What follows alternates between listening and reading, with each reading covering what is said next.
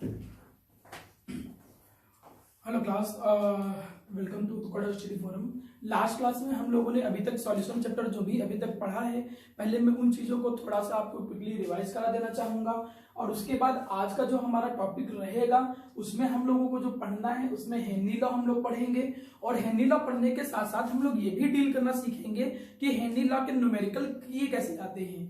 किए जाने का मतलब केवल मैं उनका फॉर्मूला ही नहीं बताऊंगा, मैं आपको ये भी बताऊंगा कि अगर हेनरी लॉ आता है तो उसके कितने तरीके के क्वेश्चन पॉसिबल बन सकते हैं, और अगर कोई क्वेश्चन आएगा तो उसका बेसिक प्रोसीजर और एल्गोरिथम क्या है, किस तरीके से हमें चलना है जिससे उस क्वेश्चन को समझने में और सॉल्व करने में कोई प्रॉब्लम ना रहे। ये आज हमारे आज के टॉपिक का कंसिडरेशन रहेगा। तो सबसे पहले तो हम लोग जैसा एज यूजुअल जितने भी लेक्चर्स अभी पढ़ रखे हैं पहले उनको मैं थोड़ा फास्टली रिवाइज कराऊंगा, एक हल्का सा रिकैप देना चाहूंगा। थोड़ा ये फास्ट में बोलूंगा, उसको ध्यान रखिएगा, थोड़ा ध्यान सुनिएगा। मैंने सबसे पहले शुरुआत में आप लोगों को पढ़ाया था कि सॉल्यूशन क्या होते हैं। वहां मैंने सिखाया था कि सॉल्यूशन होमोजीनियस मिक्सचर होते थे। होमोजीनियस मिक्सचर मैंने बताया क्या होते हैं। होमोजीनियस मिक्सचर ऐसे मिक्सचर होते हैं जिनमें कंपोजिशन ऑफ कंपोनेंट क्या होता है, सेम होता है। कंपोनेंट कंपोनेंट दो होते थे, एक सॉल्यूट होता था, एक सॉल्यूट वो जो लेस अमाउंट में, सॉल्वेंट वो जो एक्सेस अमाउंट में होता था। कितने कंपोनेंट होते थे उस बेसिस पे, बाइनरी सॉल्यूशन, टर्नरी सॉल्यूशन। दो कंपोनेंट होते थे तो बाइनरी सॉल्यूशन, तीन कंपोनेंट होते थे तो टर्नरी सॉल्यूशन। ये सब पढ़ने के बाद आप लोग कंसंट्रेशन सीखे थे कि किसी भी सॉल्यूशन में कितना अमाउंट ऑफ सॉल्यूट प्रेजेंट होता है, उसे कंसंट्रेशन के नाम से जानते हैं। कंसंट्रेशन को एक्सप्रेस करने के लिए और मेजर करने के लिए कई सारी यूनिट आप लोगों ने पढ़ी थी और उनके न्यूमेरिकल भी डील किए थे, जिनमें से मास परसेंटेज, मैंने मोल फ्रैक्शन, मैंने पीपीएम पार्ट्स पर million, molality, strength, formality. Mass percentage में मैंने पढ़ाया कि number of parts of any component present in the 100 parts of the component, मतलब 100 पार्ट्स में कोई कितने पार्ट है। मास परसेंट निकालने का फॉर्मूला, जिसका भी मास परसेंट निकालना हो उसका mass upon total mass into 100, ये डील कराया। मोल फ्रैक्शन, मोल का रेशियो है, जिसका भी मोल फ्रैक्शन निकालना हो उसके मोल अपॉन टोटल मोल, ये सब सिखाया। मोल फ्रैक्शन का सम 1 होता था। फिर मैंने आप लोगों को मोलैरिटी सिखाई। मोलैरिटी जो होता था वो number of mole of solute present in 1 litre of the solution, formula सीखा आप लोगों ने। Molarity equal to WB into 1000 divided by MB into volume in millilitre. Molality मैंने सिखाया। Molality number of mole of solute present in 1 kg of solvent, इसमें solution नहीं solvent होता है। फॉर्मूला भी सीखा, WB into 1000 divided by MB into WA in gram. ये सारी चीजें सीखने के बाद आपने सीखा कि मोलैरिटी और मोलैलिटी में मोलैलिटी ज्यादा अच्छा है। फिर मैंने आप लोगों को सिखाया कि एक मोलर एक्वा सॉल्यूशन और एक मोलर एक्वा सॉल्यूशन, इन दोनों में कौन ज्यादा कंसंट्रेटेड होगा, तो एक मोलर आप लोगों ने सीखा।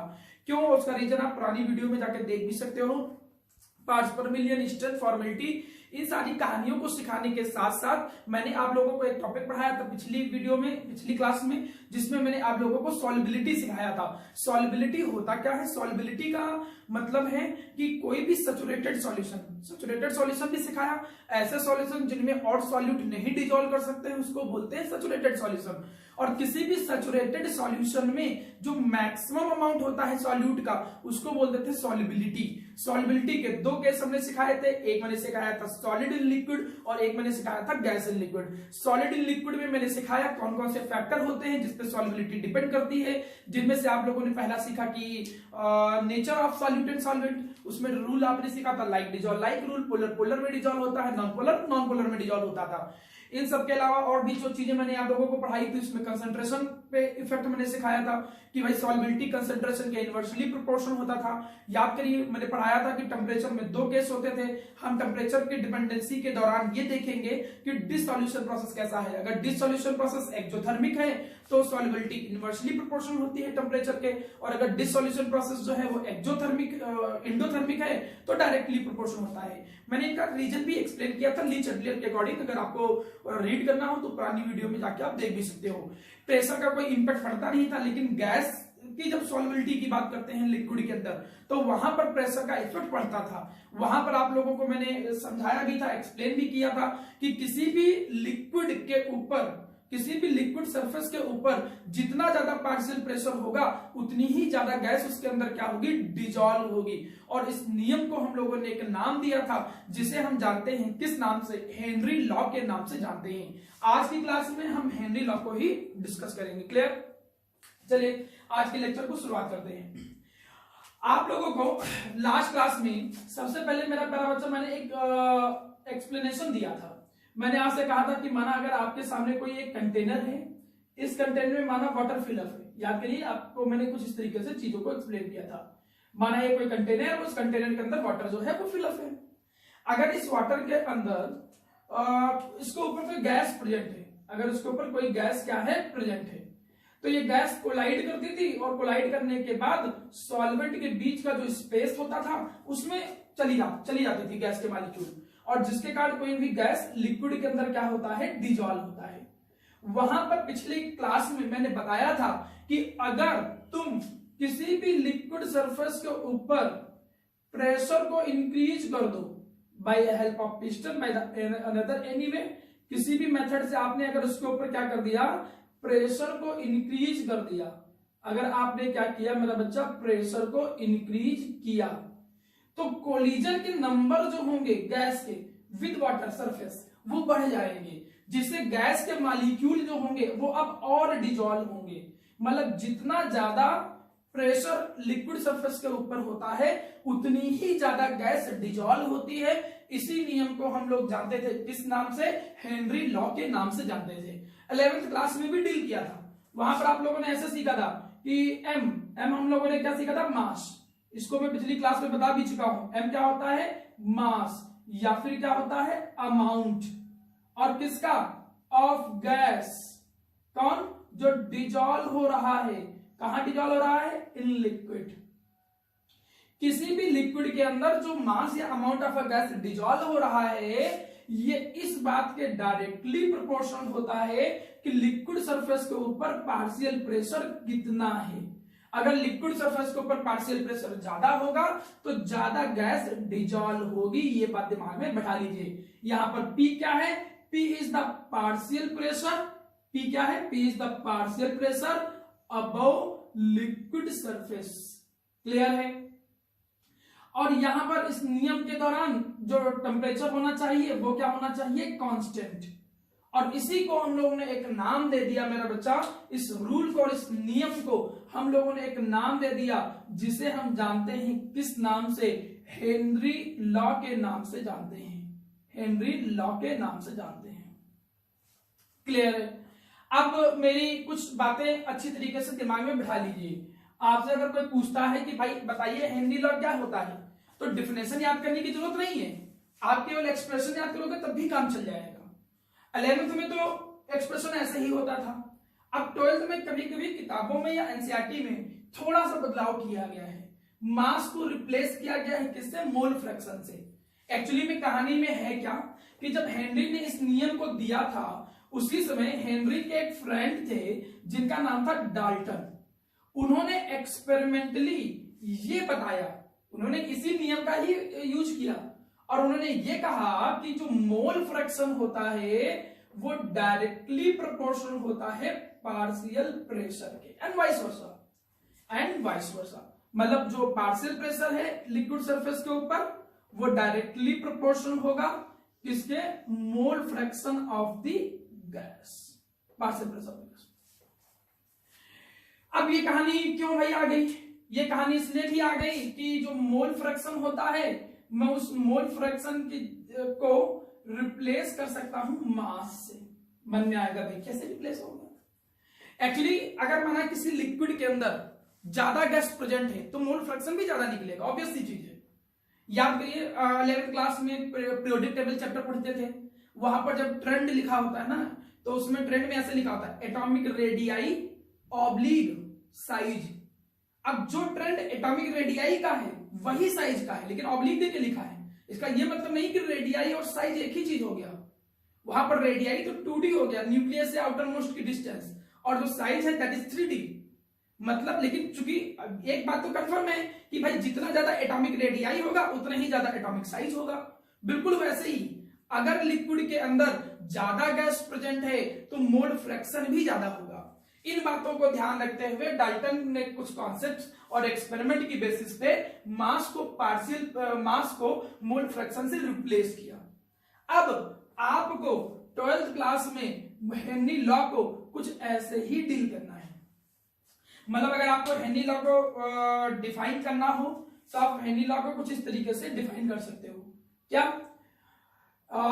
इसको हम मोल फ्रैक्शन को एक नाम और कह सकते हैं, that is known as solubility of the gas. इसको हम एक चीज और कह सकते हैं, सॉल्युबिलिटी ऑफ द गैस। और ये किसके डायरेक्टली प्रोपोर्शनल है, पार्शियल प्रेशर। और कहां, अबव द लिक्विड सरफेस। किसी को स्टेटमेंट बनाइए तो आप क्या कह सकते हो, according to the Henry law. आप क्या कह सकते हो, according to the Henry law. Henry law कहता क्या है, सॉल्युबिलिटी ऑफ द गैस। ये कहता क्या है, सॉल्युबिलिटी ऑफ द गैस। जो सॉल्युबिलिटी है गैस की इज डायरेक्टली प्रोपोर्शनल। वो देख रहे हो क्या है, डायरेक्टली प्रोपोर्शनल। और किसके डायरेक्टली प्रोपोर्शनल, और किसके डायरेक्टली प्रोपोर्शनल, देखो डायरेक्टली प्रोपोर्शनल टू दी, किसके डायरेक्टली प्रोपोर्शनल है बेटा, पार्शियल प्रेशर। किसके डायरेक्टली प्रोपोर्शनल है, पार्शियल प्रेशर। और किसका पार्शियल प्रेशर बताओ, पार्शियल प्रेशर कहां, above the liquid, above the liquid surface. हाँ, एक बात का ध्यान जरूर रखना चाहिए आपको, वहां पर जो टेम्परेचर होना चाहिए उसी समय वो क्या होना चाहिए, constant, at the constant temperature. देखिए एक नंबर को में आपने डिफिनेशन लिख लिया। ज्यादा चांस नहीं होते हैं डेफिनेशन के, लेकिन तब भी आप चीजों को याद करके चलिए, क्योंकि कभी कभी क्वेश्चन आसान जब बनाना होता है तो नॉर्मली ही वो बोल देते हैं कि 1 मार्क्स में आप क्या करिए, हेनरी लॉ को डिफाइन करिए। डिफिनेशन ये नहीं है कि बैठ के एग्जाम के एक दिन पहले हम याद करेंगे। आपको बस क्या है कि एक्सप्रेशन दिमाग में रखिए, उसी से परमानेंट याद रहेगी।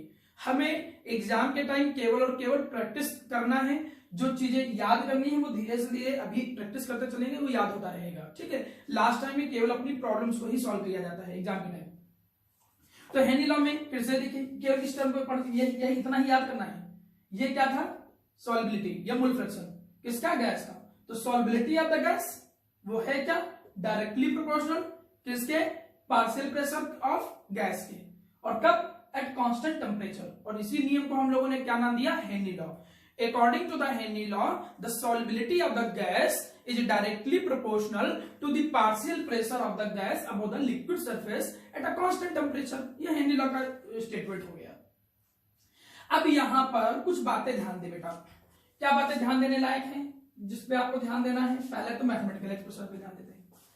यहां पर जैसे ही पार्शियल प्रेशर ऑफ गैस जो होता है, इसमें डायरेक्टली प्रोपोर्शनल साइन हटाते हो तो एक कांस्टेंट आता है, दैट इज KH। एक कांस्टेंट आता है, that is known as KH। ये देखिए फॉर्मूला आ गया। यहां पर जो KH है वो क्या है मेरा प्यारा बच्चा, मैं बता दूं आपको, इसे हम जानते हैं किस नाम से, हेनरी कांस्टेंट के नाम से जानते हैं। क्लियर। यहां पर ये जो मोल फ्रैक्शन ऑफ गैस, इसे हम किस नाम से जानते हैं, मोल फ्रैक्शन। और किसका ये मोल फ्रैक्शन है बच्चा, मोल फ्रैक्शन ऑफ गैस। और यहां पर ये क्या है, ये partial pressure above the liquid surface. ये क्या है, partial pressure above liquid surface. अब इतनी बात तो आपको समझ में आ गई, क्लियर है। ये तो हेनरी लॉ का स्टेटमेंट आपको क्लियर हो गया। अब हेनरी लॉ के स्टेटमेंट के क्लियर होने के साथ ही साथ अभी हम लोग सीख लेते हैं कि इसकी एप्लीकेशन कहां पर है। एक्चुअली इसकी एप्लीकेशन से रिलेटेड कॉन्सेप्चुअल क्वेश्चन आते हैं आपके बोर्ड एग्जाम में। क्लियर। इसी साल के एग्जाम में एक दो क्वेश्चन बने थे हेनरी लॉ कॉन्सेप्चुअल क्वेश्चन पर बेस। तो एप्लीकेशन में 4-5 क्वेश्चन जो रैंडमली ज्यादातर आते हैं, पहले मैं उन्हीं पे ही उनको ही डील करूंगा। जिनमें से देखिए बच्चा, पहला मैं क्वेश्चन की फॉर्म में ही एप्लीकेशन बता दे रहा हूं एग्जाम में कैसे आता है। जैसे पहला एक क्वेश्चन बेटा आता है एप्लीकेशन की फॉर्म में कि बताइए वाई, क्या वाई वी हियर, हमें क्यों सुनाई देता है, why we hear hissing sound, हमें क्यों सुनाई देता है हिसिंग साउंड, या फिर और फिर कब, when you open the knob of cold drink bottle। अच्छा, यहां पर मैं केवल आपको एक्सप्लेन करूंगा। क्लियर बच्चा, यहां पर मैं केवल आपको एक्सप्लेन करूंगा। जो एक्यूरेट वर्डिंग है वो आपको जो बुकलेट मिली है आपको जो भी बुकलेट यहाँ से प्रोवाइड की जाएंगी कोचिंग के थ्रू। अभी तो पीडीएफ फाइल आपको भेजी जाएगी आपके व्हाट्सएप ग्रुप पर, जो भी आप लोगों का व्हाट्सएप ग्रुप है, तो उसमें एक्चुअल लैंग्वेज लिखी हुई है, लेकिन उस लैंग्वेज को तो बाद में हम रटेंगे, पहले समझने का काम कर रहे हैं। तो एक कॉन्सेप्चुअल क्वेश्चन तो ये आ गया मेरा बच्चा, एक तो कॉन्सेप्चुअल क्वेश्चन ये आ गया। अब इस कॉन्सेप्चुअल क्वेश्चन में ये कहता है कि बताइए जब कोल्ड ड्रिंक की बोतल की नॉब को खोलते हो अचानक तो हिसिंग साउंड क्यों सुनाई देता है? एक गैस की आवाज आती है बाहर निकलने की, तो वो साउंड क्यों सुनाई देता है? उसको हेनरी लॉ के अकॉर्डिंग डिफाइन करना है। तो सिंपल सा एक्सप्लेनेशन हुआ। क्या एक्सप्लेनेशन हुआ? देखो, आप एक्सप्लेनेशन इस तरीके से बोलोगे कि हमने कहा कि माना ये कोल्ड ड्रिंक की बोतल है, हमने कहा माना ये कोल्ड ड्रिंक की बोतल है। क्लियर? अब इस कोल्ड ड्रिंक की बोतल की ये क्या हो गई बेटा? नॉब हो गई। इस कोल्ड ड्रिंक की बोतल की ये क्या हो गई? नॉब हो गई। एक बात तो मैं तुमको बताऊं कि कोल्ड ड्रिंक की बोतल की जो नॉब होती है उसके अंदर जो गैस होती है, जो डिजॉल्व है लिक्विड के अंदर, वो काफी हाई प्रेशर पे डिजॉल्व की जाती है। आपने पढ़ा भी है नीला में कि जब प्रेशर ज्यादा होगा तो गैस ज्यादा डिजॉल्व होगी। तो CO2 जो डिजॉल्व भी होती है ना, वो हाई प्रेशर पे डिजॉल्व होती है। तो नियम क्या कहता है? नियम ये कहता है कि जैसे ही इस नॉब को तुमने हटा दिया, जैसे ही इस नॉब को तुमने क्या कर दिया? रिमूव कर दिया। जैसे ही इस नॉब को तुमने क्या कर दिया? रिमूव किया। मैं इसको लिख दे रहा हूं, एज वी रिमूव, लैंग्वेज के कीवर्ड बता दे रहा हूं, as we remove the knob of cold drink bottle, cold drink bottle, cold drink bottle. देखो बेटा, लैंग्वेज में क्या बोलोगे कि जैसे ही तुमने क्या किया? कोल्ड ड्रिंक बॉटल की नॉब को ओपन किया। तो देखो यहां भी लिक्विड के ऊपर प्रेशर क्या था? ज्यादा, क्योंकि हाई प्रेशर पे कोल्ड ड्रिंक फिलअप की जाती है। तो जैसे नॉब को तुम खोल दोगे तो यहां का प्रेशर एटमॉस्फेयर के प्रेशर के बराबर हो जाएगा, मतलब प्रेशर कम हो गया, ज्यादा प्रेशर के कंपैरिजन में वो नॉर्मल प्रेशर हो गया। तो जैसे ही कोल्ड ड्रिंक की बोतल की नॉब को तुमने खोला तो जो प्रेशर है, जो प्रेशर है कौन सा? Above the liquid surface, pressure above the liquid surface. जो लिक्विड सरफेस के ऊपर का जो प्रेशर है अबव द लिक्विड सरफेस, वो तुरंत क्या हो जाएगा मेरा प्यारा बच्चा? डिक्रीज हो जाएगा। वो तुरंत क्या हो जाएगा? डिक्रीज हो जाएगा। जैसे अच्छा, प्रेशर कम हो जाने से सर होगा क्या? अगर प्रेशर कम हो जाएगा तो भाई आप समझो as per Henry law, as per Henry law. और हेनरी लॉ कहता क्या है कि प्रेशर डायरेक्टली प्रोपोर्शनल है सॉल्युबिलिटी ऑफ द गैस के। यही तो है ना?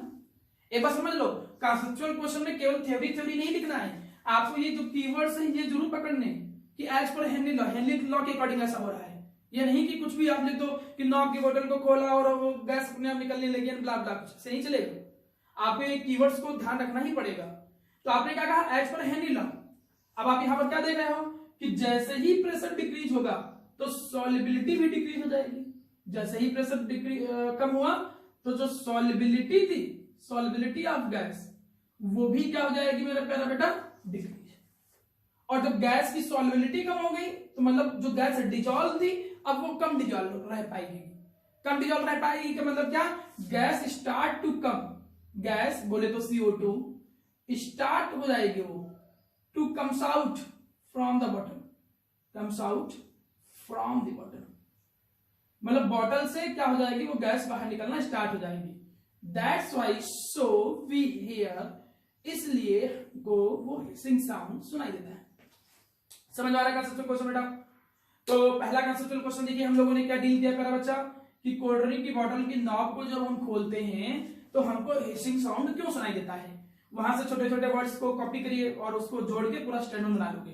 क्या बोलोगे कि जैसे ही कोल्ड ड्रिंक की बोतल को नॉब को हम खोलते हैं वैसे ही लिक्विड की सरफेस के ऊपर जो प्रेशर है वो कम हो गया। अब लिक्विड की सरफेस के ऊपर का प्रेशर कम हो गया तो हेनरी लॉ क्या कहता है? प्रेशर सॉल्युबिलिटी के डायरेक्टली प्रोपोर्शनल है।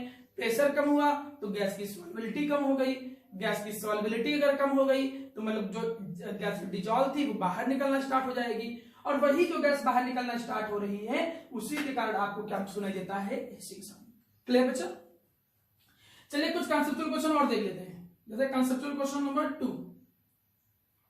अब ये कॉन्सेप्चुअल क्वेश्चन नंबर 2 तो एक बार मैं डील भी कर चुका हूं लेकिन दोबारा देख लेते हैं। जैसे ये क्वेश्चन क्या कहता है कि वाई aquatic life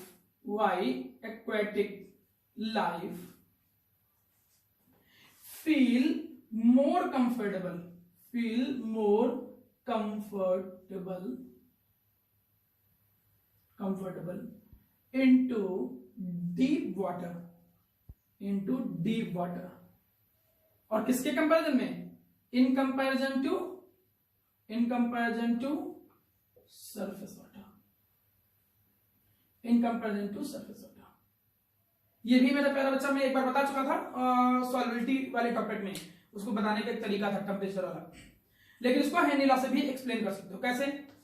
आप ध्यान दो मेरा प्यारा बच्चा, मैंने उस समय भी ये बताया था कि जैसे माना ये कहानी ऐसे है, यहां पर ये वाटर है, ये हमने क्या कहा था, यहां पर हमने कहा था मान लो से भाई ये सरफेस वाटर है, ये तो बताया ना, हमने कहा था मान लो ये क्या है, सरफेस वाटर, और ये क्या है, deep water.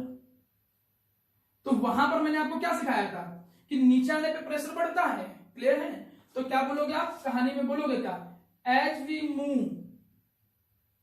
Downward in water, जैसे ही वाटर में तुम नीचे की तरफ आओगे देन प्रेशर इंक्रीजेस, और वहां पर प्रेशर क्या हो जाएगा, बढ़ जाएगा। और फिर से वही कहानी, हेनरी लॉ को बीच में लिखना ही लिखना है, क्या, एज पर हेनरी लॉ, ये सब एक्सप्रेशन लिख दिया करो बच्चा।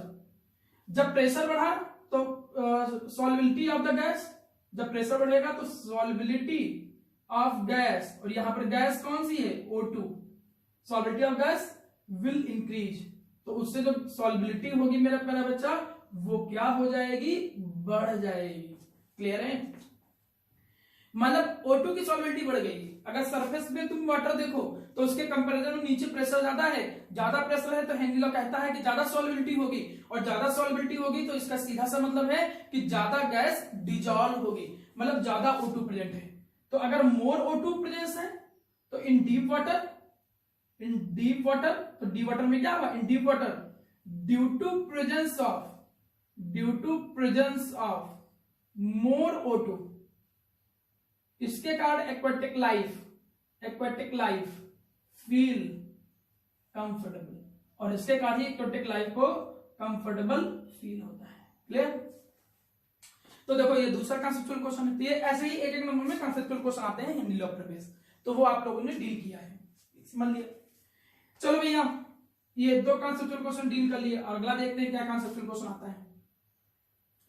अब ये कॉन्सेप्चुअल क्वेश्चन नंबर 3, ये थोड़ा ज्यादा इंपॉर्टेंट है, ये आता है एग्जामों में मेरा, अच्छा इसमें थोड़ा ध्यान दीजिए, ये आता है।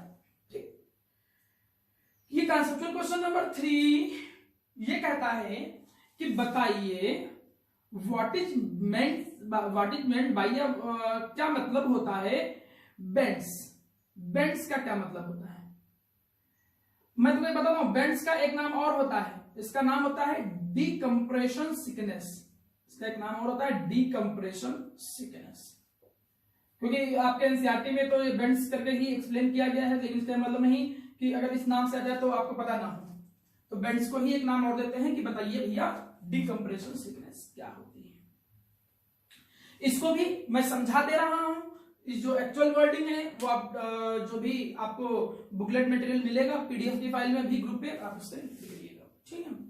अभी मैं केवल एक्सप्लेनेशन वाला पार्ट रख रहा हूं भाई। बेंड्स में एक्चुअली का मैं सीधी कंडीशन ही बताता हूं। देखो कंडीशन क्या है, बेंड्स में तो ऐसे मान के चलो मेरा पता चले, माना ये सी वाटर है, क्लियर, हमने कहा माना ये सी वाटर है भाई, ये ऐसे समुद्र है, सी वाटर, गुड। अब भैया इस सी वाटर में होता क्या है कि जो स्कूबा डाइवर्स होते हैं, हमने कहा माना ये इंसान है, इंसान बोले तो स्कूबा डाइवर्स जो पानी के नीचे जाते हैं, ये नीचे की तरफ मूवमेंट कर रहा है स्कूबा डाइवर्स। आप लोगों को पता है कि स्कूबा डाइवर्स एक स्पेशल सूट पहन के जाते हैं, क्योंकि नीचे प्रेशर इतना ज्यादा होता है कि अगर वो स्पेशल सूट पहन के ना जाए तो उनकी बॉडी तक बस्ट कर जाए। अब ऐसे ही नॉर्मल सोचो कि उसके ऊपर पानी का कितना वेट होता होगा, आपके ऊपर कोई 100 किलो पानी अगर लाद दे तो कितना ज्यादा आपको वेट महसूस होगा, और नीचे उसके ऊपर पानी का अमाउंट देखो कितना ज्यादा है। तो एक बात तो ये कंफर्म दिमाग में आ जाएगी और समझ में भी आ जाएगी कि नीचे आने पे प्रेशर जो होता है वो बढ़ता है। अब कंफर्म हो गया कि नीचे प्रेशर ज्यादा होता है, क्लियर। तो भाई ये जब स्कूबा डाइवर्स जाते हैं ना तो एक अपने साथ में नीचे उनको O2 चाहिए, तो वो ऑक्सीजन सिलेंडर लेके जाते हैं। वो क्या करते हैं, ये लोग अपने साथ ऑक्सीजन सिलेंडर लेके जाते हैं। लेकिन इस ऑक्सीजन सिलेंडर की मैं खाली बताऊं कि बिल्कुल जैसा यहां फीलिंग आ रही है बिल्कुल वैसी ही फीलिंग वहां पर आए, तो वो केवल O2 ही नहीं लेके जाते हैं, उसमें गैसेस का मिक्सचर होता है। मतलब इसके अंदर O2 भी प्रेजेंट होती है, N2 भी प्रेजेंट होती है और थोड़ी सी हीलियम भी होती है, जिससे उनको वैसा ही फील आए जैसा बाहर सांस लेने में फील हो रहा है, क्योंकि यहाँ पर केवल O2 थोड़ी है, O2 है, N2 है, CO2 है, बहुत सारी गैसेस। तो इनका जो ऑक्सीजन सिलेंडर होता है उस ऑक्सीजन सिलेंडर के अंदर ये गैसेस प्रेजेंट होती है। अभी मैं बेंच पे आऊंगा, अभी तो फिर एक कंडीशन क्रिएट कर रहा हूं। अब भाई ये स्कूबा डाइवर्स नीचे गया, कोई समस्या नहीं। स्कूबा डाइवर्स अब नीचे पहुंचा और नीचे पहुंचने के बाद ये नीचे पहुंचा और नीचे पहुंचने के बाद अचानक जब वो टर्न लेता है, अचानक जब वो टर्न लेता है और वो ऊपर की तरफ आने की कोशिश करता है, अचानक जब वो टर्न लेता है और ऊपर की तरफ आने की कोशिश करता है, तो इसको एक काफी पेनफुल कंडीशन से गुजरना पड़ता है, एक काफी पेनफुल कंडीशन से गुजरना पड़ता है, उसी को बोलते हैं। क्यों पेनफुल कंडीशन क्या है भाई, वो उसको हम समझेंगे पेनफुल कंडीशन कैसे क्रिएट हुई। अब इसको थोड़ा ध्यान समझिएगा, चीजें समझ में आएंगी, थोड़ा ध्यान दीजिएगा, समझ में जाएगा। एक्चुअली एक चीज मेरा बच्चा ध्यान सुन, होगा क्या कि जैसे अगर मैं यहां पर सांस ले रहा हूं, एक एग्जांपल समझा रहा हूं, उससे ज्यादा चीजें समझाएंगी। जैसे मैं यहां पर सांस ले रहा हूं, इनहेल कर रहा हूं, अब मैंने सांस लिया, हमने कहा कि माना 5 ग्राम ऑक्सीजन हमारे ब्लड में डिजॉल्व हो रही है। अभी नॉर्मल सांस लिया तो 5 ग्राम ऑक्सीजन ब्लड में डिजॉल्व हो रही है, लेकिन जब वो बहुत डीप वाटर में होता है, वो नीचे होता है, तो नीचे प्रेशर क्या होता है, ज्यादा जब प्रेशर रहेगा तो नीला क्या कहेगा, सॉल्बिलिटी ज्यादा होगी।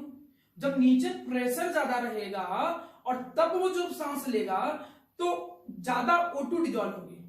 O2 ही नहीं ज्यादा डिजॉल्व होगी, O2 के साथ बाकी गैसेस भी डिजॉल्व होंगी। मतलब जैसे O2 है, N2 है और हीलियम है। अब ये N2 जो होता है ये तो ब्लड में डिजॉल्व नहीं रहती है, ब्लड में नहीं डिजॉल्व होती है, केवल O2 ही डिजॉल्व होता है।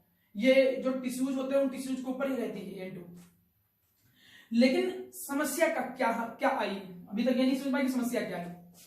वो जब ज्यादा नीचे चला गया, हमने समझा कि ज्यादा नीचे चला गया, ज्यादा नीचे जाने पे प्रेशर ज्यादा होगा। चलो देखते हैं। एज स्कूबा डाइवर्स, कुछ कंडीशन लिखते हैं। एज स्कूबा डाइवर्स गोज, या जब स्कूबा डाइवर्स होते हैं वो कहां जाते हैं, go in deep water, go in deep water. जब स्कूबा डाइवर डीप वाटर में नीचे जाते हैं, क्लियर, ये एक बात कंफर्म। तो नीचे प्रेशर क्या होता है मेरा बच्चा, नीचे प्रेशर क्या होता है, काफी ज्यादा प्रेशर, बहुत ज्यादा होता है। और प्रेशर ज्यादा होगा तो more gas will dissolve in blood में ज्यादा गैस डिजॉल्व होगी। और डिजॉल्व O2 ही होती है, O2 ज्यादा डिजॉल्व हो गई कोई बहुत बड़ी प्रॉब्लम नहीं हो गई है कि ज्यादा ब्लड में O2 डिजॉल्व हो गई तो भाई प्रोसेस ज्यादा हो जाएगा, धड़कनें तेज हो जाएंगी, बस इससे ज्यादा थोड़ी कुछ होगा। लेकिन समस्या क्या है, N2 जो डिजॉल्व नहीं होती है मेरा प्यारा बच्चा, मैं इसको थोड़ा समझाने की कोशिश करता हूं। जैसे आप ऐसे मान चलो कि ये आपकी ये हाथ है, एक नॉर्मल मैंने हाथ बनाया और इसमें ये 3 हमने बना दी नसें। अब नस इतनी बड़ी नहीं होती है लेकिन तभी मान चलते हैं समझने के लिए। अब इन नसों में हमने क्या कह दिया कि माना ये ब्लड है, ठीक है, ब्लू कलर में बना रहे हैं तो इसका मतलब समझना कि ब्लड ब्लू कलर का होता है, ठीक है। और जो मुई होती है उन्हीं में ऐसी कहानी होती है, बाकी इनमें। अब हमने माना कि ये क्या है प्यारा बच्चा, ब्लड है, क्लियर। अब हमने कहा क्या कि ये जो ब्लड है इस ब्लड में O2 तो डिजॉल्व हो गई भी आ जाता, लेकिन जो N2 थी वो N2 ऐसे सरफेस पे क्या रही, कलेक्ट हो गई। N2 जो थी वो सरफेस पे कलेक्ट हो गई। अब होता क्या है कि जैसे ही स्कूबा डाइवर्स अचानक ऊपर की तरफ आता है तो कहानी बिल्कुल वैसे है जैसे कोल्ड ड्रिंक की नॉब को खोल दिया हो। क्या कहानी बनी कि एज स्कूबा डाइवर्स कम अपवर्ड, एज स्कूबा डाइवर्स कम अपवर्ड, जैसे ही स्कूबा डाइवर्स ऊपर की तरफ अचानक आना स्टार्ट करता है, ठीक है, तो भाई होता क्या है, तो उससे अचानक क्या हो जाएगा, प्रेशर अचानक कम हो जाएगा। अचानक प्रेशर क्या होने लगेगा, कम लगने लगेगा। देखो जैसे स्कूबा डाइवर्स आया ना तो प्रेशर अचानक क्या हो गया, जैसे अचानक ऊपर गया ना वैसे ही प्रेशर कम होने लगेगा। अब प्रेशर कम हो जाएगा तो हेनिंग क्या कहता है कि जो सॉल्युबिलिटी होगी, सॉल्युबिलिटी ऑफ गैस, वो भी मेरा प्यारा बच्चा तुरंत क्या हो जाएगी, कम, गैस की सॉल्युबिलिटी कम हो जाएगी। तो इसका क्या मतलब, O2 जो तो ज्यादा डिजॉल्व हो गई थी, लेकिन जो N2 टिश्यूज के ऊपर प्रेजेंट था वो N2 क्या होगा, now N2 start to form bubbles. ये N2 जो होता है वो क्या बनाने लगता है, बबल्स फॉर्म करने लगता है, बबल्स, ठीक है, which strike to the muscles, which strike to the veins, जो ये नसें होती हैं, वीन्स जो होती हैं उनमें ये टकराता है, and create a painful condition, और वो क्या क्रिएट करता है, एक पेनफुल कंडीशन क्रिएट करता है, और उस पेनफुल कंडीशन को ही हम कहते हैं बेंड्स या डिकम्प्रेशन सिकनेस। थोड़ा शॉर्ट में समझिए, इतना बड़े बड़े वर्ड नहीं लिखने, वो आपको काम कम वर्ड्स में भी काम चल जाएगा, ठीक है, वो आपको बुकलेट से समझ में आ जाएगा। अभी हमने क्या समझा कि स्कूबा डाइवर्स नीचे गया अचानक, ठीक, नीचे गया तो नीचे प्रेशर ज्यादा था, ज्यादा गैस डिजॉल्व होने की कोशिश होगा, जब सांस लेगा तो ज्यादा O2, ज्यादा जो गैसेस होंगी वो बॉडी के अंदर जाएगी, O2 तो ज्यादा चली गई, कोई प्रॉब्लम नहीं, लेकिन N2 जो था वो भी ज्यादा से ज्यादा बॉडी के अंदर कलेक्ट हो रही है, ठीक, जो कि टिश्यूज के ऊपर कलेक्टेड थी। अब हुआ क्या, जब अचानक ऊपर वापस आने की कोशिश किया तो प्रेशर अचानक ही कम हुआ, क्योंकि अचानक जब वो मुड़ा तो प्रेशर कम हुआ, प्रेशर कम होने से गैस की सॉल्युबिलिटी कम हो जाती है। तो जो एक्सेस में O2 और N2 था, O2 की बात ही छोड़ दो, जो एक्सेस में N2 था वो N2 बबल्स की फॉर्म में निकलता है, और ये बबल्स जो होते हैं वो अंदर नसों में टकराते हैं, और जब वो अंदर नसों में टकराएंगे तो एक बहुत पेनफुल कंडीशन महसूस होती है, और उस पेनफुल कंडीशन को हम बोलते हैं किस नाम से, बेंड्स के नाम से जानते हैं। क्लियर है मेरा बच्चा? कोई पूछेगा बताओ बेंड्स क्या होता है तो समझा ले जाओगे।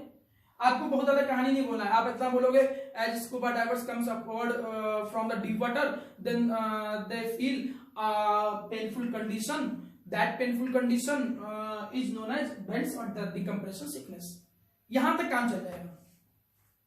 तो 3 क्वेश्चन तो कॉन्सेप्चुअल ये सीखे, इसी में एक कॉन्सेप्चुअल क्वेश्चन ऐड हो जाता है, इसी में कॉन्सेप्चुअल क्वेश्चन मेरा प्यारा बच्चा ऐड हो जाता है। क्या कि इस बेंड्स की प्रॉब्लम जो इस बार आया भी था जो कहानियों में, कि हम हीलियम ऐड करते हैं, तो इसमें एक पॉइंट याद रखना कि हम लोग करते क्या हैं, वी ऐड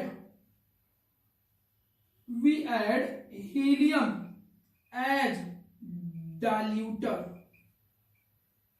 हम हीलियम को एज अ डाइल्यूटर यूज करते हैं, किस लिए, टू प्रिवेंट या from the prevention, to prevent bends से बचने के लिए हम हीलियम उस सिलेंडर में एज अ डाइल्यूटर ऐड कर देते हैं। क्लियर है बच्चा? क्यों भैया हीलियम हम ऐड कर देते हैं? हीलियम की एक अच्छी बात है क्या, एक इनर्ट नेचर है, ठीक है, तो वो ब्लड में डिजॉल्व नहीं होती। सबसे अच्छी बात कि हीलियम जो होता है वो एक इनर्ट नेचर रखता है और वो ब्लड में डिजॉल्व नहीं होती है। जब वो ब्लड में डिजॉल्व ही नहीं होगी तो ज्यादा अमाउंट ऑफ गैस जब ब्लड के अंदर नहीं जाएगा तो फिर वो प्रॉब्लम बेंड्स की होने से हम बच जाते हैं, क्योंकि जब एक्सेस में गैस नहीं ब्लड में डिजॉल्व होगी तो अचानक बबल्स की फॉर्म में निकलने की पॉसिबिलिटी भी कम हो जाएगी, और हीलियम तो वैसे भी इनर्ट नेचर रहता है, वो ब्लड में डिजॉल्व नहीं होता है। तो अगर कभी कोई पूछे कि भाई हम हीलियम को एज अ डाइल्यूटर क्यों यूज करते हैं सिलेंडर के अंदर, तो आप बोलोगे कि हीलियम को हम एज अ डाइल्यूटर इसलिए यूज करते हैं जिससे ये बेंड्स की जो प्रॉब्लम थी, या इसका एक नाम और था डिकम्प्रेशन सिकनेस, उस डिकम्प्रेशन सिकनेस या बेंड्स की प्रॉब्लम से हम लोग क्या हो जाए, बच जाए। इसलिए हम क्या करते हैं कि इस सिलेंडर को, जो ऑक्सीजन सिलेंडर स्कूबा डाइवर्स लेके जाते हैं, उसको हम लोग डाइल्यूट कर देते हैं, किसके थ्रू, हीलियम के थ्रू डाइल्यूट कर देते हैं। इसी में कुछ कॉन्सेप्चुअल क्वेश्चन, चलिए मैं थोड़े से और समझा दे रहा हूं, देखता हूं और कॉन्सेप्चुअल क्वेश्चन कौन कौन से बनते हैं मेनली। देखिएगा ये 3 कॉन्सेप्चुअल क्वेश्चन तो आपके सामने बच्चा समझ में आ रहे होंगे, ये 3 कॉन्सेप्चुअल क्वेश्चन आपको समझ में आ रहे हैं। क्लियर? हम लोग पढ़ क्या रहे हैं, हम लोग यहाँ पर पढ़ रहे हैं मेरा बच्चा हेनरी लॉ। आप लोग हम लोग क्या पढ़ रहे हैं, हेनरी लॉ पढ़ रहे हैं। कहता क्या है कि जो partial pressure of the gas अब लिक्विड सरफेस होता है वो सॉल्युबिलिटी ऑफ द गैस के डायरेक्टली प्रोपोर्शनल होता है एट अ कांस्टेंट टेंपरेचर। ठीक, और जैसे ही डायरेक्टली प्रोपोर्शनल साइन हटता है वैसे ही एक कांस्टेंट आता है जिसको हम जानते हैं किस नाम से, केएच, जिसको हम जानते हैं किस नाम से, हेनरी कांस्टेंट के नाम से। अब इन 3 कॉन्सेप्चुअल क्वेश्चन के साथ ही साथ में चलो देखते हैं और कौन से कॉन्सेप्चुअल क्वेश्चन आ सकते हैं। चलिए कॉन्सेप्चुअल क्वेश्चन और आते हैं, कॉन्सेप्चुअल क्वेश्चन 4। एक कॉन्सेप्चुअल क्वेश्चन 4 पे आते हैं। एक्चुअली इसमें 2 हो गए, एक तो बताइए बेंड्स क्या होता है, एक क्वेश्चन ये, और एक क्वेश्चन हो गया कि भैया हम क्यों एज आ हीलियम को ऐड करते हैं एज अ डायल्यूटर। तो ये 2 क्वेश्चन आपके सामने यहां पर आ गए हैं। क्लियर? हमने जो कॉन्सेप्चुअल क्वेश्चन पढ़े, पहला कौन सा कि कोल्ड ड्रिंक की बोतल की नॉब को खोलते हैं तो हमको हिसिंग साउंड क्यों सुनाई देता है। दूसरा कि ये एक्वेटिक लाइफ जो होता है वो डीप वाटर में उसको ज्यादा कंफर्टेबल फील क्यों होता है। तीसरा बेंड्स और डिकम्प्रेशन सिकनेस कहते किसे हैं। चौथा कि भाई बेंड से बचने के लिए हम हीलियम को ऐड क्यों करते हैं, मतलब ये बेंड से बचने के लिए हीलियम को एज अ डायल्यूटर ऐड करते हैं तो क्या फायदा हो जाता है। ये 4 क्वेश्चन तो आपने सीखे, तो इसको कॉन्सेप्चुअल क्वेश्चन नंबर 4 दे सकते हैं। ये कॉन्सेप्चुअल क्वेश्चन नंबर 4 दे देते हैं। अब कॉन्सेप्चुअल क्वेश्चन नंबर 5 कि हेनी लॉ से 5वां कॉन्सेप्चुअल क्वेश्चन कौन सा आ सकता है। एक क्वेश्चन ये आता है कॉन्सेप्चुअल क्वेश्चन नंबर 4 कि बताइए एनॉक्सिया क्या होता है, व्हाट इज द एनॉक्सिया। अब ये समझ लीजिए कि एनॉक्सिया जो होता है ये एक ब्रीदिंग प्रॉब्लम्स होती है, ये एक ब्रीदिंग प्रॉब्लम्स होती है, सांस लेते समय प्रॉब्लम्स होती है, ब्रीदिंग प्रॉब्लम्स होती है, ब्रीदिंग प्रॉब्लम्स होती है। ठीक है, जब आप हायर एल्टीट्यूड पे जाते हो, एट हायर एल्टीट्यूड, जब आप हायर एल्टीट्यूड पे जाते हो तो हायर एल्टीट्यूड पे जो ब्रीदिंग प्रॉब्लम्स होती है उस ब्रीदिंग प्रॉब्लम्स को हम बोलते हैं एनॉक्सिया। समझाने की कोशिश करो। ठीक, आप ऐसे समझो कि हमने कहा कि माना ये कोई जैसे पहाड़ जैसे हो गया कोई, ठीक ऐसे मानो कोई पहाड़, अब कोई इंसान है भाई, ये पर्सन कोई है, अब ये पहाड़ पे हायर एल्टीट्यूड पे जा रहा है, कह रहा नहीं हम तो आज जाएंगे और भाई ये केएसएफ का जो फ्लैग है वो केएसएफ का फ्लैग हम टांग के आएंगे, भाई प्रचार केएसएफ का ही करेंगे। ठीक, अब उसने कहा भाई गए और ये केएसएफ का फ्लैग जो है वहां तक टांग के आना है हमको। जोश जोश में यहाँ जा रहा है बेचारा, ये जोश जोश में यहाँ जा रहा है, लेकिन जैसे ये पर्सन ऊपर जाना शुरू करेगा वैसे वैसे उसको ब्रीदिंग प्रॉब्लम्स आना शुरू हो जाएंगी। क्यों ब्रीदिंग प्रॉब्लम्स आना शुरू हो जाएंगी? देखिए, जो ब्रीदिंग प्रॉब्लम्स आना इसलिए शुरू हो जाएंगी कि जैसे कोई पर्सन हायर एल्टीट्यूड पे जाता है तो होता क्या है, at higher altitude, higher altitude पे होता क्या है मेरा बच्चा, हायर एल्टीट्यूड पे, हायर एल्टीट्यूड पे, एट हायर एल्टीट्यूड पे क्या होता है कि जो प्रेशर होता है, हायर एल्टीट्यूड पे जो प्रेशर होता है किसका, गैस का, वो कम होता है। ठीक है, वो हायर एल्टीट्यूड पे गैस का जो प्रेशर होता है वो कम होता है, ऊपर गैस का प्रेशर कम, क्लियर, नीचे जितना आए ना प्रेशर। अब हेनरी लॉ ने क्या बताया था, फिर देखो प्रेशर कम तो सॉल्बिलिटी कम, तो एज पर हेनरी लॉ, ये बार बार जरूर लिख दिया करो, हेनरी लॉ वर्ड जरूर यूज कर लिया करो। फिर क्या निकल गया, as per Henry law solubility of gas, solubility of gas ये भी कम हो जाएगी मेरा बच्चा, समझ में आया। जैसे ऊपर जाए प्रेशर कम हुआ, प्रेशर कम हुआ तो गैस की सॉल्बिलिटी कम हो गई। अब गैस की सॉल्बिलिटी कम हो गई तो less O2 dissolve into blood, less O2 dissolve into blood, मतलब अब ब्लड के अंदर ज्यादा O2 थोड़ी डिजॉल्व होगी, अब लेस O2 ब्लड के अंदर डिजॉल्व होगी। तो सांस ले तो रहा पूरी, लेकिन O2 ब्लड में कम ही डिजॉल्व हो रही है। अब जब O2 कम डिजॉल्व होगी मेरा प्यारा बच्चा, तो आप सीधी सी बात क्लियर है कि पहले धीरे धीरे चक्कर आना स्टार्ट हो जाएंगे, आपको सिकनेस महसूस होना स्टार्ट हो जाएगी, कमजोरी में आना स्टार्ट हो जाएगी, प्रॉब्लम्स बढ़ना स्टार्ट हो जाएंगी। और इसी जो ये ब्रीदिंग प्रॉब्लम्स आती जा रही हैं, इसी ब्रीदिंग प्रॉब्लम्स को हम लोग क्या नाम देते हैं, एनॉक्सिया। मतलब जैसे जैसे तुम जोश में ऊपर की तरफ बढ़ते जा रहे हो ना, वैसे वैसे तुमको ब्रीदिंग प्रॉब्लम्स और ज्यादा महसूस हो रही है। पता चला कि तुम जोश में और ऊपर जाने की कोशिश कर रहे हो और उसी जोश के चक्कर में बहुत ही ऊपर चले गए। तो ये ऐसा समझ में आ रहा है ना। तो इस प्रॉब्लम को हम लोग क्या बोलते हैं, एनॉक्सिया के नाम से। मतलब आपसे तो पूछेगा कि बताइए एनॉक्सिया क्या होता है, तो हम बोलते हैं कि एनॉक्सिया जो होती है वो एक ब्रीदिंग प्रॉब्लम होती है। जैसे जैसे हम हायर एल्टीट्यूड पे जाते हैं वहां पर प्रेशर कम होने लगता है, O2 ब्लड के अंदर कम डिजॉल्व होती है, तब जो ब्रीदिंग प्रॉब्लम क्रिएट होती है उन ब्रीदिंग प्रॉब्लम्स को हम क्या बोलते हैं, एनॉक्सिया के नाम से जानते हैं। क्लियर। और जो कॉन्सेप्चुअल क्वेश्चन मेरे दिमाग में आ रहे हैं उन कॉन्सेप्चुअल क्वेश्चन को समझा दे रहा हूं। देखो इसके सामने जैसे एक कंसेप्चुअल क्वेश्चन और आ जाता है, कंसेप्चुअल क्वेश्चन नंबर 6।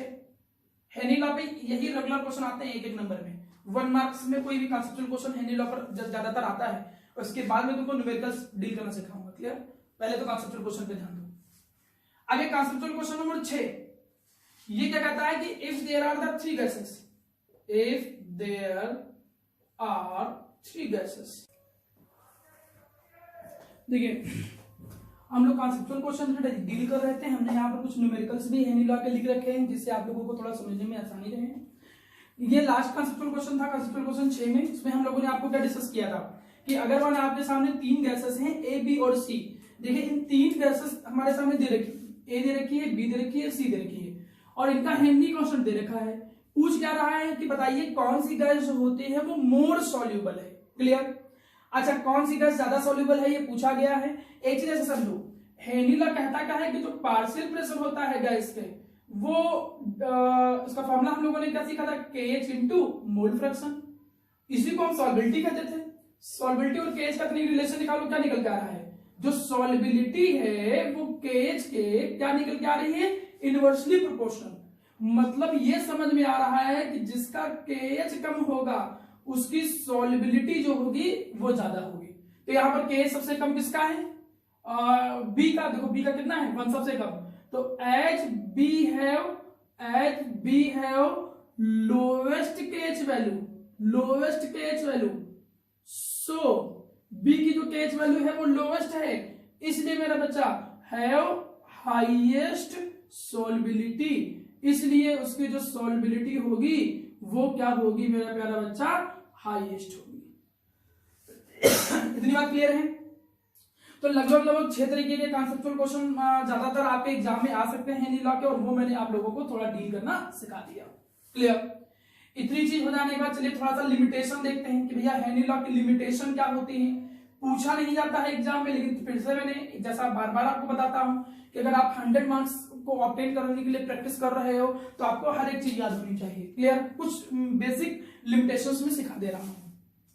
जैसे हेनी लॉ की कुछ लिमिटेशन क्या है कि ये अप्लीकेबल होता है, इट इज ओनली अप्लीकेबल। ये जो होता है मेरा बच्चा ये केवल अप्लीकेबल होता है, ओनली अप्लीकेबल।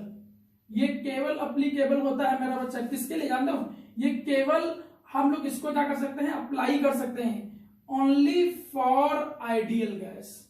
इसको हम केवल आइडियल गैस के लिए ही अप्लाई किया जा सकता है इस नियम को। आइडियल गैस कोई होती नहीं, आप लोगों को पता है, सारी गैस रियल होती हैं। आइडियल हम मानते कब है, जब लो प्रेशर हो, जब लो प्रेशर हो एंड हाई टेम्परेचर हो। तो पहली एक कंडीशन क्या निकल के आई कि ये भाई आइडियल गैस के लिए अप्लाई होगा, या तो लो प्रेशर या तो हाई टेम्परेचर। बात नंबर 1। बात नंबर 2, इसमें क्या होना चाहिए कि गैस जो होनी चाहिए should not be, gas should not be have nature of association and dissociation, association and dissociation. मतलब ये नहीं है कि गैस जो है पानी में डाला या गैस जो है उसके अंदर एसोसिएशन और डिसोसिएशन का नेचर आ रहा है ना, ये नहीं हो सकता मेरा बच्चा। ये केवल आइडियल गैस के लिए एप्लीकेबल होता है हेनी लॉ। हेनी लॉ में जो गैस ली भी जाती है वो पानी में आकर टूटनी नहीं चाहिए और वो पानी में आयनाइज नहीं होनी चाहिए। क्लियर? और एक चीज और इसमें, जैसे इसकी लिमिटेशन में आप ऐसे कर सकते हो, हाँ gas could not be combine, gas जो होनी चाहिए वो शुड नॉट बी कंबाइन। आप कह सकते हो कि गैस कंबाइन नहीं करनी चाहिए, gas should not be combine, should not be combine with water. ऐसा नहीं हो कि गैस जो है वाटर के साथ कंबाइन हो जाए। ये नहीं जैसे अमोनिया है, अमोनिया को पानी में डाला तो ये बना दिया अमोनियम हाइड्रोक्साइड, और फिर अमोनियम हाइड्रोक्साइड जाके टूट रहा है ammonium ion plus OH minus ना, ऐसा नहीं हो सकता। तो ये चीजें आप थोड़ा बहुत ध्यान रख लो कि इसकी कुछ बेसिक लिमिटेशन होती है, उनमें 2-3 और भी लिमिटेशन होती है, लेकिन इन 2-3 लिमिटेशन को कम से कम आपको पता होना चाहिए। इतनी बात क्लियर है? अब इतनी बात क्लियर हो जाने के बाद अभी हम लोग जो डील करेंगे, जो इसका एक अच्छा पार्ट होता है, 3 नंबर का क्वेश्चन बोर्ड में आने की पॉसिबिलिटी रहती है, जो हेनी लॉ पर है उसके क्वेश्चंस को आप एक बार पहले रीड करिए कि क्वेश्चंस क्या क्या कह रहे हैं, उनमें कुछ कॉमन चीजों को ध्यान दीजिए, क्वेश्चन को रीड करिए प्रॉपर, फिर मैं आपको उनको एक्सप्लेन करता हूं कि कैसे इनके क्वेश्चंस को सॉल्व करते हैं। देखिए क्वेश्चन,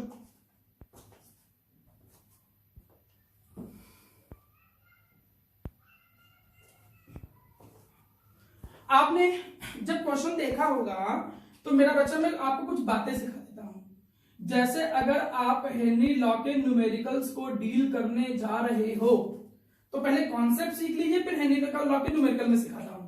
मैं इनका सबका कॉन्सेप्ट दूंगा, क्वेश्चन का कॉन्सेप्ट करना कैसे है, सबका क्वेश्चन तुम खुद करोगे, करने के बाद एक बार आंसर लाओगे, उसके बाद तब हम लोग डिस्कस करेंगे। मैं एक प्रॉपर न्यूमेरिकल क्लास लगाऊंगा, उसमें केवल न्यूमेरिकल ही मैं डिस्कस करूंगा। हम लोग आज केवल ये सीखेंगे कि भाई हेनरी लॉ के न्यूमेरिकल कैसे किए जाते हैं, बस। अभी पहली बात तो ये कैसे जानेंगे कि ये न्यूमेरिकल जो है वो हेनरी लॉ का है। कोई भी अगर न्यूमेरिकल हेनरी लॉ का होगा तो पहचानने की एक सबसे बड़ी बात कि उसमें हेनरी कॉन्स्टेंट दे रखा होगा। देखिए जैसे पहले क्वेश्चन है, उस पहले क्वेश्चन में हेनरी कॉन्स्टेंट ऊपर पहली लाइन में लिखा है, हेनरी कॉन्स्टेंट दे रखा है। इसमें भी देखो केएच दे रखा है, इसमें भी कहीं ना कहीं केएच दे रखा होगा, हेनरी कॉन्स्टेंट। मतलब अगर हेनरी कॉन्स्टेंट दिख गया तो अंदाजा लग जाएगा कि न्यूमेरिकल जो है वो हेनरी लॉ का है। या न्यूमेरिकल की फीलिंग देखिए, किसी गैस को एक लिक्विड में डिसॉल्व करते हैं, ज्यादातर पॉसिबिलिटी ऐसी है, गैस को लिक्विड में डिसॉल्व करते हैं, ये थीम होते हैं हेनरी लॉ की।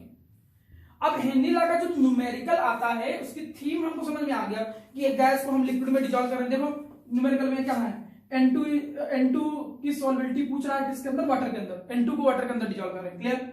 यहां देखो क्या है कि N2 gas is dissolve into the water, समझ में आ रहा है। यहां पर भी देख लो तो अलग ही टाइप का क्वेश्चन है। इसमें देखो कि CO2 जो है वो सोडा वाटर के अंदर डिसॉल्व है। मतलब एक चीज समझ में आ रही है कि एक गैस को लिक्विड के अंदर क्या किया जाता है, डिसॉल्व किया जाता है हेनरी लॉ के न्यूमेरिकल में। क्लियर? इसके बाद वो पूछता है, क्या कहता है, फाइंड। और फाइंड करने में कई तरीके की बातें बोलता है, ऐसे बोलता है फाइंड। अब वो कई बात बोल सकता है, find the solubility of the gas. अब कीवर्ड्स को पकड़िए, जरूरी नहीं कि इसमें न्यूमेरिकल लिखे ही होंगे, हम सारे बता दे रहा हूं क्या क्या पूछा सकता है। या तो कहेगा कि फाइंड, मतलब शुरुआत में हमने क्या था कि एक गैस को लिक्विड में डिसॉल्व करेगा, हेनरी कॉन्स्टेंट दे रखा होगा एंड ब्ला ब्ला करके सब कुछ दिया होगा। फिर कहेगा find the solubility of gas, ऐसे बोल देगा। या क्या कहेगा, find the mole fraction of the gas, find the mole fraction of the gas, ये पूछ लेगा। या क्या कहेगा, find the moles of the gas, ठीक। या फिर इसमें क्या बोलेगा, find the milli moles of the gas. ये जो लास्ट लाइन बोलता है मैं उसकी बात कर रहा हूं, find the milli moles of the gas. या फिर वो क्या कह सकता है कि find the amount of the gas, amount of the gas, केवल इतना। लेकिन अमाउंट ऑफ द गैस में दो नोटिंग की, या तो कहेगा amount of the gas gram per litre में निकालो, या तो कहेगा find the amount of the gas mole per litre. ये देखिए कुछ कीवर्ड्स हैं, गैस को लिक्विड में डिसॉल्व कर दिया, हेनरी कॉन्स्टेंट दे दिया, प्रेशर दे दिया, उसके बाद ये कुछ कीवर्ड्स यूज करता है कि सॉल्युबिलिटी ऑफ गैस निकालो, मोल फ्रैक्शन निकालो, ये निकालो, ये निकालो, कुछ देखो। जैसे मैं कुछ कुछ बताता हूं, यहां पर देखो क्या पूछा गया है, देखो find the number of the moles, कहा नहीं था number of the moles of the gas पूछेगा। इस क्वेश्चन में देखो क्या कह रहा है, हाँ find the milli moles of the gas, milli moles पूछ सकता है। या फिर देखो क्या कहेगा, find the quantity of the CO2, amount of the gas पूछ सकता है। नहीं तो क्या कहता है कि क्वांटिटी ऑफ द गैस निकालो, क्या कहेगा, क्वांटिटी ऑफ गैस निकालो। ये तो मैंने बताया मेरा प्यारा बच्चा कि आपके कौन कौन से शब्द वो यूज कर सकता है। क्लियर? अब मैं आपको ये सिखाऊंगा कि भाई न्यूमेरिकल को कैसे डील किया जाता है। क्लियर है मेरा प्यारा बच्चा? देखिए मैं इसको मिटा दे रहा हूं, ये कॉन्सेप्चुअल क्वेश्चन और लिमिटेशन जो है इतने पार्ट को मैं आपको मिटा दे रहा हूं। मैं यहां पे न्यूमेरिकल बता रहा हूं कैसे कैसे किया जा सकता है, ठीक। जैसे कि पहला टाइप हमने ऐसे कहा, पहले टाइप के क्वेश्चन में हमने ऐसे कहते हैं कि इसने सॉल्युबिलिटी ऑफ द गैस पूछा। एक बात ये, इसको मैं बॉक्स में बंद कर दे रहा हूं, कोई अगर रट लीजिएगा कि अगर सॉल्युबिलिटी ऑफ द गैस पूछ रहा है तो इसका मतलब दिमाग में इन दोनों का मतलब, सॉल्युबिलिटी या मोल फ्रैक्शन ऑफ द गैस पूछ रहा है तो इसका मतलब मोल फ्रैक्शन ये निकालना है। सॉल्युबिलिटी ऑफ द गैस पहले आया था, मोल्स ऑफ द गैस पूछ रहा है मतलब क्या निकालना है, Ng, number of mole of the gas. Millimole कैसे निकलेगा, जब नंबर ऑफ मोल निकल ही चुका है तो एक मोल में 1000 होते हैं, मल्टीप्लाई कर दोगे 1000 से मिली मोल्स आ जाएंगे। मतलब पहले पता तो करो कि निकालना क्या होता है। उसने लास्ट टाइम बोला मिली मोल्स ऑफ द गैस निकालो, मतलब Ng निकाल के 1000 से मल्टीप्लाई करना है। अमाउंट ऑफ द गैस या क्वांटिटी ऑफ द गैस पूछता है अगर, तो क्वांटिटी ऑफ द गैस निकालने के लिए Ng को निकालकर उसको मोलर मास से क्या करना होता है, मल्टीप्लाई। क्यों करते हैं भैया ये चीज, क्योंकि याद करो मोल का फॉर्मूला क्या होता है, mass divided by molar mass, यही होता था फॉर्मूला। इसे क्या हम बोलेंगे, क्वांटिटी। तो क्वांटिटी का क्या फॉर्मूला निकल के आया, क्वांटिटी का फॉर्मूला क्या आया, number of mole into molar mass, वही कर रहा हूं, मोल इनटू मोलर मास। लेकिन आपको बिल्कुल याद होना चाहिए, एग्जाम में आया लिखा है क्वांटिटी ऑफ द गैस निकालो, तुरंत दिमाग में बैठ जाएगा कि नहीं एनजी निकाल के मोलर मास से मल्टीप्लाई कर देना है। मतलब बिल्कुल आपको अच्छे तरीके से एक एक चीज पता होनी चाहिए कि क्या करना है। अच्छा, इनमें अमाउंट ऑफ द गैस में दो लैंग्वेज, केवल मोल पर लीटर का है तो केवल एनजी निकालो, ये कीवर्ड धीरे धीरे आप सीख जाओगे, आप न्यूमेरिकल प्रैक्टिस करोगे, मैं डायरेक्ट सिखा दे रहा हूं जिससे आपको ज्यादा मेहनत ना करनी पड़े। और ग्राम पर लीटर में पूछेगा तो वही चीज, नंबर ऑफ मोल्स को निकाल के मोलर मास से मल्टीप्लाई, मास पूछ रहा है ना। तो एक आइडिया लगा कि भाई कैसे कैसे क्वेश्चंस को डील करते हैं। इस चीज को जरूर आप वीडियो को पॉज करके इस चीज को जरूर दिमाग में बैठा लीजिएगा, ठीक। अब मैं क्वेश्चन को थोड़ा सा सिखा रहा हूं कि कौन से क्वेश्चन को कैसे कैसे करते हैं, मैं उनको टाइप वाइज में बांट के कुछ क्वेश्चंस को डील करना सिखाता हूं। क्लियर? देखिए, जैसे मेरा प्यारा बच्चा, अगर मैं टाइप 1 की बात करूं, एग्जाम में सॉल्युबिलिटी ऑफ द गैस पूछा तो पहला तो फॉर्मूला यही लगाते हैं, partial pressure of gas equal to KH into mole fraction of the gas. मतलब पहले टाइप के क्वेश्चन में बहुत आसान चीज होती है, पहले टाइप के क्वेश्चन में जब उसने ये नहीं कब पूछा कि खाली तुम सॉल्युबिलिटी ऑफ द गैस निकालो, ये फाइंड करो, तो ऐसे क्वेश्चनों में partial pressure of the gas भी दिया होता है और KH भी दिया होता है, दोनों दिया होता है। क्लियर? अब तो दोनों दिया है, दोनों की वैल्यू रखो और आपको सीधे क्या निकल के आ जाएगा, मोल फ्रैक्शन ऑफ द गैस जो होगा वो निकल के आ जाएगा। इसमें बहुत ज्यादा नौटंकी क्या कर सकते हैं, इसमें बहुत ज्यादा नौटंकी ये कर सकते हैं कि इन दोनों की यूनिट अलग अलग दे सकते हैं, ये एटीएम में दे दिया, ये पास्कल में दे दिया, ये बार में दे दिया, ये एटीएम में दे दिया, कुछ भी, तो दोनों की यूनिट सेम करना होगा, बस इतना कर सकते हैं क्वेश्चन में, अगर क्वेश्चन बहुत आसान होगा जिसमें केवल सॉल्युबिलिटी ऑफ द गैस निकालना होगा। अब कन्वर्जन आपको पता होना चाहिए कि भाई 1 ATM बराबर जो होता है वो 760 mmHg होता है, आपने पढ़ा होगा, या 0.987 बार होता है, या फिर आपने पढ़ा होगा 10⁵ पास्कल होता है, ये आपने पढ़ा है। अब टाइम नंबर 2 देख मेरा बच्चा, टाइम नंबर 2 के क्वेश्चन में अगर मोल्स एनजी पूछा, अगर ऐसा नहीं लिखता है कि number of the mole of the gas अगर पूछा, या मिली मोल्स ऑफ द गैस पूछा, मोल्स या मिली मोल्स ऑफ द गैस पूछा, मोल्स और मिली मोल्स से पूछा, मिली मोल्स पूछा, तो ऐसे क्वेश्चन में देखो क्या करना है मेरा बच्चा, ऐसे क्वेश्चन में पहले स्टेप 1 तो ये करना ही करना है, ये तो करना ही करना है, मतलब पहला स्टेप तो करना ही करना है, यूज फॉर्मूला, आपको क्या करना है, फॉर्मूला लगाना है, कौन, ये partial pressure equal to KH into mole fraction of the gas. Clear? And find, और उससे फाइंड क्या करना होगा, इन दोनों की वैल्यू दे रखी होगी और मोल फ्रैक्शन ऑफ द गैस निकालना होगा, ये पहला स्टेप तो करने करना है। दूसरा स्टेप क्या करना होगा, मोल फ्रैक्शन का फॉर्मूला लगाना होगा। मोल फ्रैक्शन ऑफ गैस का फॉर्मूला क्या होता है, जिसका भी मोल फ्रैक्शन निकालना हो उसके mole of gas upon total mole, total mole कौन होंगे, गैस तो थी ही मेरा बच्चा, प्लस वहां पर क्या था, वाटर के भी मोल। क्लियर? आप याद करो, एक दिन मैंने बहुत पहले वीडियो में बताया था कि मोलैरिटी निकालो एक प्योर वाटर की, वहां पर सिखाया था, ये तो देखो तुमने पहले स्टेप में निकाल ही लिया है, ये तो पूछा गया है मेरा बच्चा। क्लियर?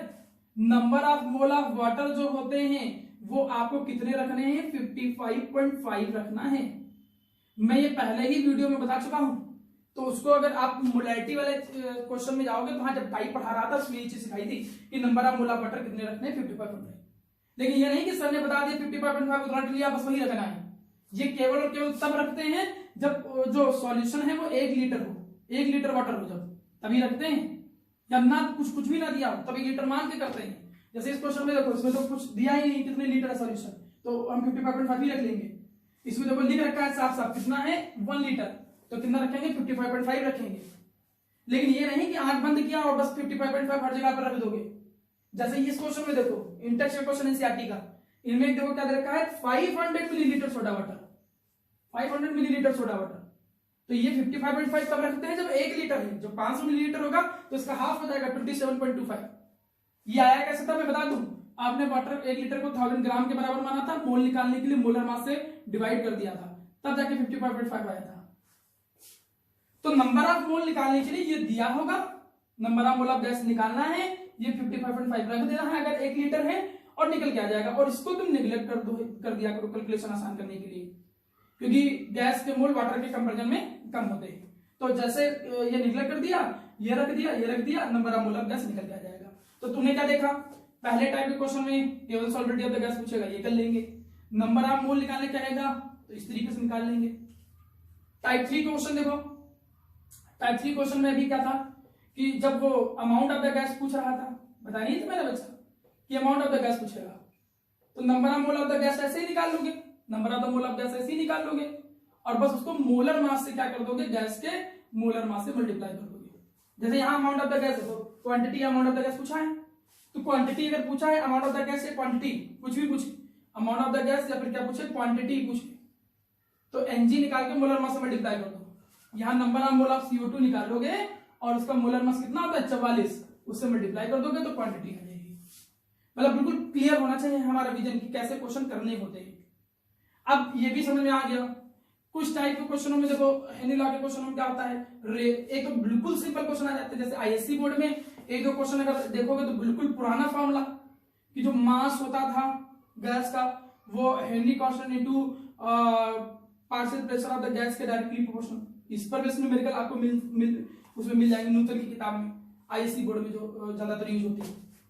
इसी में टाइम नंबर 5 के न्यूमेरिकल में कभी कभी रेशियो निकालना होता है उसमें, जैसे एक गैस का पार्शियल प्रेशर इतना है तो KH इंटू उसका मोल फ्रैक्शन, दूसरी गैस का पार्शियल प्रेशर है KH इंटू मोल फ्रैक्शन। अगर दोनों का K सेम है, वाटर के अंदर डिजॉल्व किए तो दोनों का K सेम है, तो कभी कभी फॉर्मूला यूज कर लिया गया है क्या, P1 upon P2 equal to mole fraction upon 1 upon mole fraction. अगर K सेम है, इफ K सेम, और अगर K सेम नहीं है तो ये भी 1 और 2 आ जाएगा। जैसे इस क्वेश्चन को देखो, यहाँ रेशियो देखो पूछा है, रेशियो ऑफ सॉल्युबिलिटी पूछा ना, रेशियो ऑफ सॉल्युबिलिटी का क्या मतलब होता है, मोल फ्रैक्शन का रेशियो। तो मोल फ्रैक्शन का रेशियो निकालना है तो पहले इसका निकालो और दो सारी वैल्यू को दे रखी, सब चारों वैल्यू दे रखी, रख दो आंसर आ जाएगा। आप क्वेश्चन देख लो, पहला क्वेश्चन सीधा, पहले क्वेश्चन में क्या पूछा, number of mole of N2, ये करेंगे, मैं वहीं से हिंट दे रहा हूं। पहले क्वेश्चन में क्या करेंगे, अब पहले क्वेश्चन में मैं वहीं समझा रहा हूं, देखो क्या, पहले क्वेश्चन में फॉर्मूला लगाएंगे, पार्शियल प्रेशर KH दे रखा होता है, मैंने पहले बोला था, ढूंढता हूं पार्शियल प्रेशर ऑफ गैस कहां दे रखा है, नहीं पहला क्वेश्चन अलग टाइप का है, ये मैं अलग बताता हूं, ये टाइप नंबर 6 में चला जाएगा, ये बिल्कुल अलग क्वेश्चन होता है, ये CBC में है नहीं, लेकिन रेफरेंस में या फिर कम्पिटिटिव लेवल में कभी कभी पूछ लेता है, एक अलग थीम है थोड़ी सी बस, बाकी जनरली NCERT में क्वेश्चन इसके ऐसे नहीं मिलेंगे आपको, और बोर्ड में आए भी नहीं अभी तक, केवल रेफरेंस में क्वेश्चन मिलते हैं। तो पहला तो थोड़ा सा डिफरेंट क्वेश्चन है। आप इस क्वेश्चन को देख लो, जैसे मैं इसी क्वेश्चन में देख लेता हूं, मिलीमोल्स निकालने, तो मोल्स या मिलीमोल्स निकालने के लिए क्या करते हैं, पहले फॉर्मूला लगाते हैं, फॉर्मूला लगा दिया तुमने, क्या चाहिए हमको, पार्शियल प्रेशर और KH। क्या पार्शियल प्रेशर गैस का दे रखा है, हाँ देखो ये दे रखा है, ये पार्शियल प्रेशर कितना दे रखा है गैस का, N2 का पार्शियल प्रेशर दे रखा है, ठीक, और KH देखो KH भी दे रखा है, और ये देखो क्या दे रखा है मेरा बच्चा, KH दे रखा है, लेकिन दोनों ध्यान दो, वो बार में ये किलो बार में, तो सेम यूनिट कर लेना, जैसे सेम यूनिट कर लोगे तो क्या निकल के आ जाएगा, ये मोल फ्रैक्शन N2 का आ जाएगा। अब यहाँ मोल फ्रैक्शन N2 की वैल्यू रखोगे, number of mole of N2 upon this, ये number of mole of water कितने रख लोगे, 1 लीटर है 50% भाई, इसको क्या कर लोगे नेग्लेक्ट, नंबर ऑफ मोल्स आ गए, नंबर ऑफ मोल्स तो निकल के आ गए, मिलीमोल निकालने के लिए 1000 से मल्टीप्लाई, सीधा क्वेश्चन हो जाएगा, कोई बहुत बड़ी बात तो नहीं मेरा प्यारा बच्चा, सीधे सीधे क्वेश्चन कर लेना, मैं हिंट दिए भी दे रहा हूं सबका, अब इनका हिंट भी समझ लीजिए जिससे क्वेश्चन आप कर ले पाए, ठीक है, मैं इनकी हिंट भी दे रहा हूं, मैं हिंट दे रहा हूं, बाकी क्वेश्चन आपको अपने आप करना है, ये चीज अपने दिमाग में खुद बैठाइएगा, ठीक है। जैसे क्वेश्चन नंबर 2, इसकी हिंट में क्या है बच्चा, सबसे पहले partial pressure of N2 equal to क्या लगाओगे, KH into mole fraction of N2, ठीक, देखो ये दोनों क्या है दे रखी हैं, बस यूनिट क्या कर लेना, सेम, एक बार में है किलो बार में,